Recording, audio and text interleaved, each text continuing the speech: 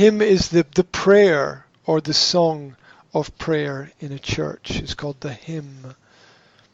The hymn. And obviously your business is your religion, so that's how it works in the modern world.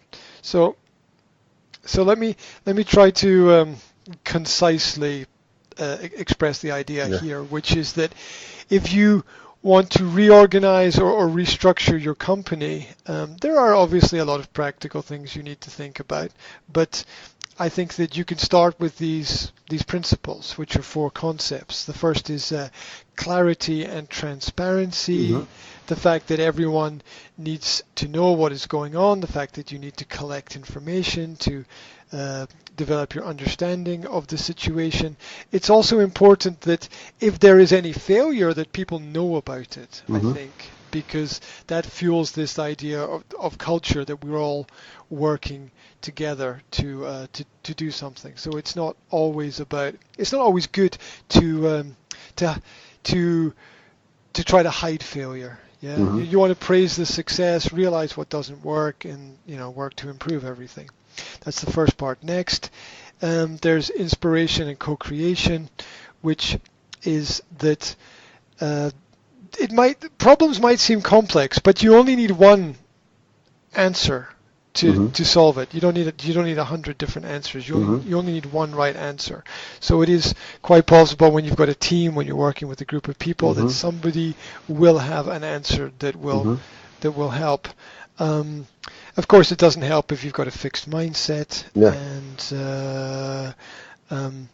if we need to share, we need to think outside the box, and we need to think about growth not as going in a straight line, but as an exponential growth of growing in all areas where, if one person learns something, it benefits the group. So it doesn't matter so much what you learn as much as that you are all learning something. Yeah, it doesn't have to be the same thing, which is what frustrates me about schools, is that everybody reads the same book, which I just think is one of the most backwards ideas that we could possibly have. When we have hundreds of thousands of books, everybody reading the same book doesn't help anybody. All right. Next, there's action and resilience, where obviously the action is more important than the thought at the end of the day, because you have to get what's inside your head out of your head. It's important to have innovation and experiments, which again are part of trying things. Sometimes you will fail, but that's not as important as trying.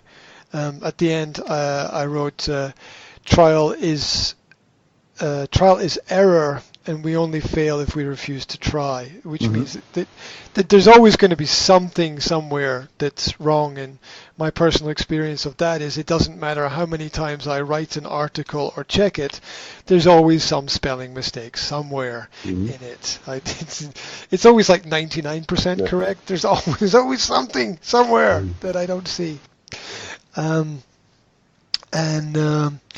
Finally, there's alignment and harmony, and I like the idea of the ducks. When you see ducks on water, there's always like the mother duck, I think it is. I don't know if it's and behind all the little ducks, and so you kind of need a leader who's going to take people somewhere new, and every process of change needs some leader to lead people through the change. And so the final element there is about using voice, which is all about communication.